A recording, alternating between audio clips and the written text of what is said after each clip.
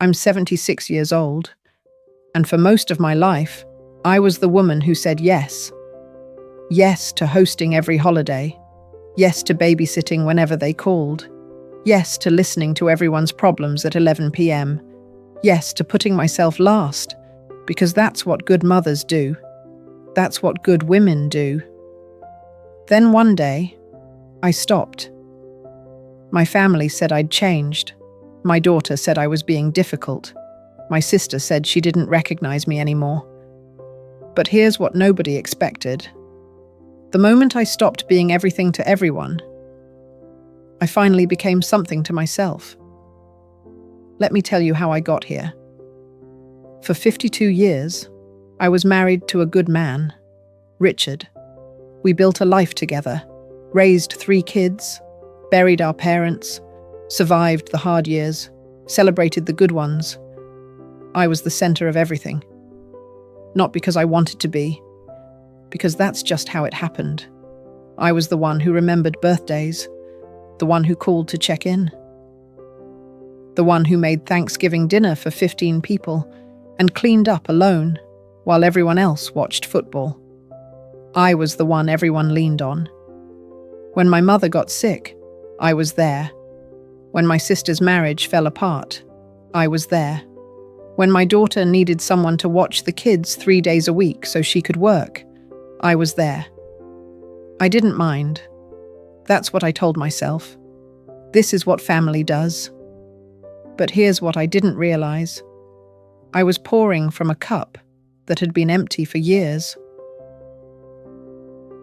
Richard passed 4 years ago. Heart attack. No warning. One morning we were having coffee, talking about finally taking that trip to see the Grand Canyon. By noon, he was gone. The first year was a blur. People brought casseroles. My kids checked in constantly. Everyone wanted to help.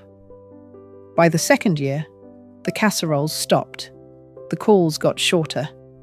But the expectations didn't.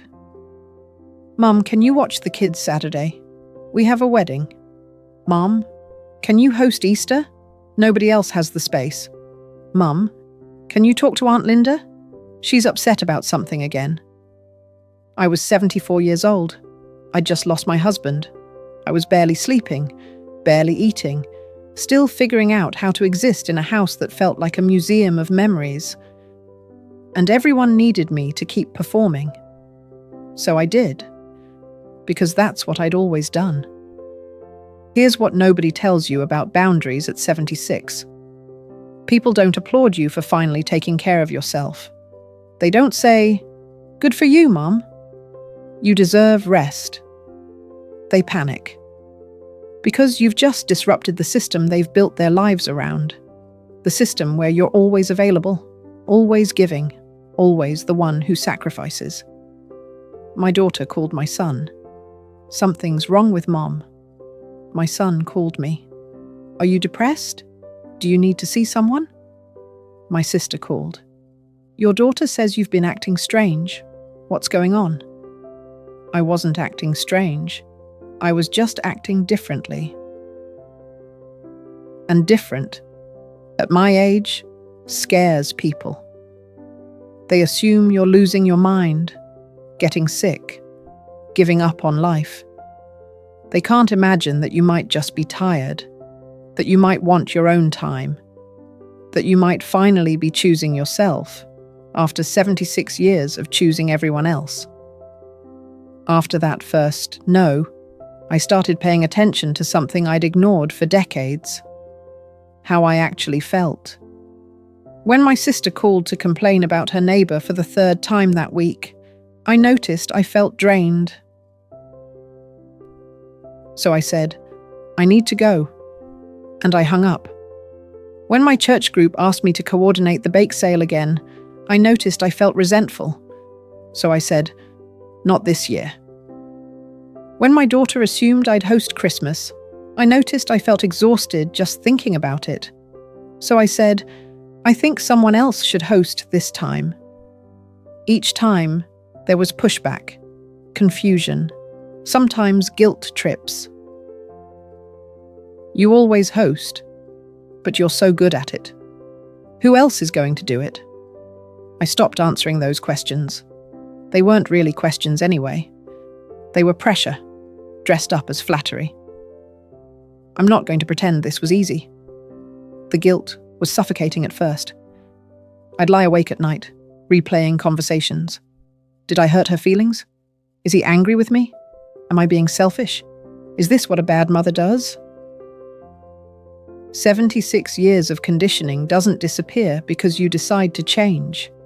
It fights back, whispers in your ear at 2 a.m., tells you you're abandoning everyone, tells you you're cold, uncaring, different from the woman they loved.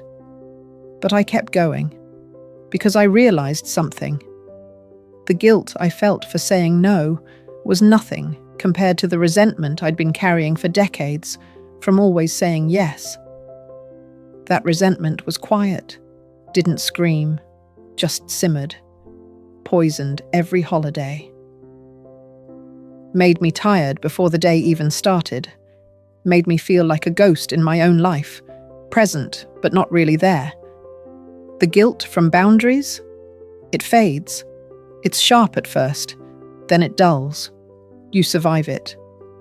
The resentment from no boundaries? It never fades. It just builds and builds until you don't recognize yourself anymore.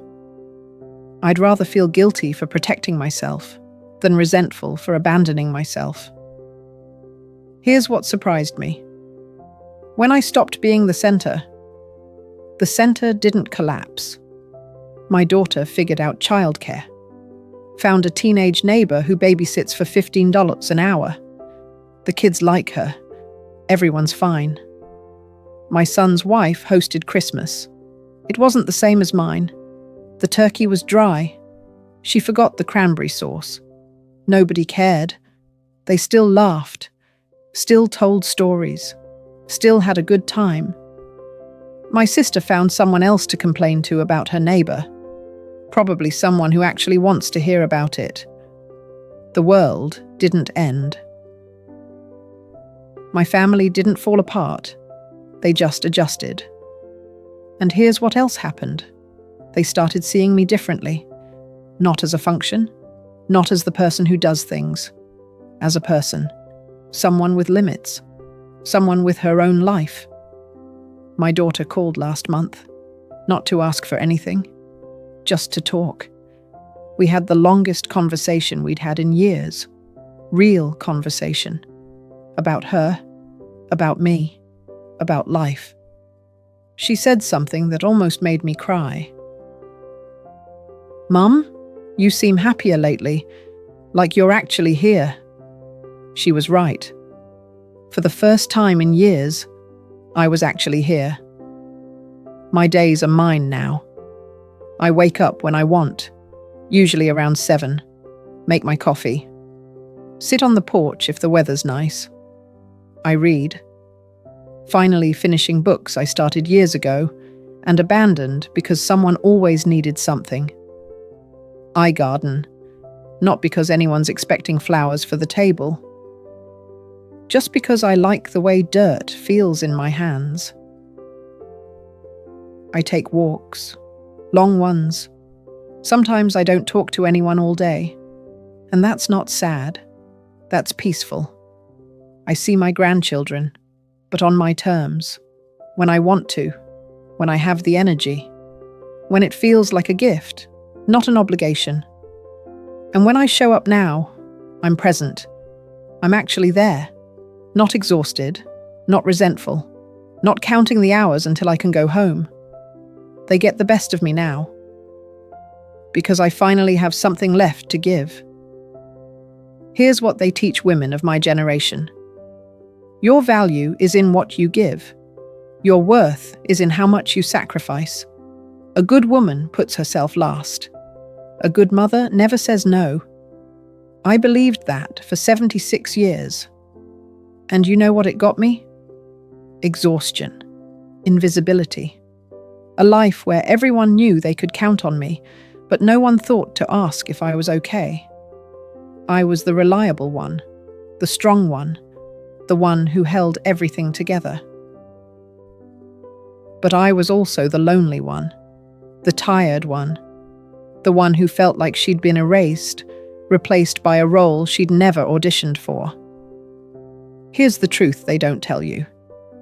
You can't pour from an empty cup. And if you spend your whole life filling everyone else's, you'll die with yours empty. That's not noble. That's not love. That's just slow erasure. If you're watching this and you're tired, I see you.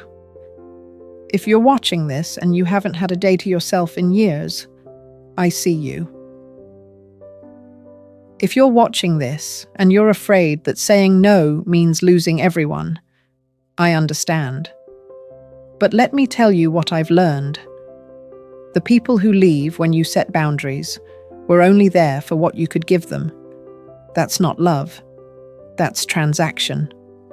The people who stay, who adjust, who learn to see you as a person instead of a function, those are your people. And if your family can't handle you having limits, that's not your failure. That's theirs. I want to give you something nobody gave me. Permission. Permission to say no. Permission to rest. Permission to stop hosting, stop fixing, stop managing everyone else's emotions. Permission to take your time back. Permission to be something other than useful. At 76, I finally gave myself that permission. I wish I hadn't waited so long. You don't have to wait until you break. You don't have to wait until you're empty. You don't have to wait until you've lost yourself so completely. You don't know who you are without the doing. You can start now, one no at a time. They'll say you've changed. They'll say you're being difficult. They'll say they don't recognize you anymore. Good. Because the woman they knew was performing, smiling when she was exhausted, agreeing when she wanted to refuse, showing up when she needed to stay home. That woman was disappearing, one yes at a time. This woman, the one who says no, who protects her peace, who finally puts herself on her own list. This woman is real. Let them meet her. I'm 76 years old. I don't host holidays anymore. I show up, bring a pie, leave when I'm tired. I don't babysit on demand. I see my grandchildren when I have the energy to actually enjoy them. I don't listen to hours of complaints from people who never ask how I'm doing. I don't apologize for having limits. And I'm the happiest I've been in decades. Not because my life got easier, not because my problems disappeared. Because I finally stopped abandoning myself for people who never noticed the sacrifice. That's not selfish. That's survival. To the woman watching this, you've given enough. You've sacrificed enough. You've earned the right to a life that isn't just service to everyone else. Your family will adjust. Your friends will adapt. And the ones who can't weren't loving you anyway. They were using you. Start small. One no. One boundary. One morning where you don't answer the phone. See how it feels. I think you'll find what I found. Peace. Real, quiet, hard-won peace. The kind that only comes when you finally stop performing and start living. I'm 76. I stopped saying yes to everything. They said I'd lose everyone. Instead, I found myself. If this reached something in you, hit the subscribe button. I have more to share about what it really means to grow older on your own terms.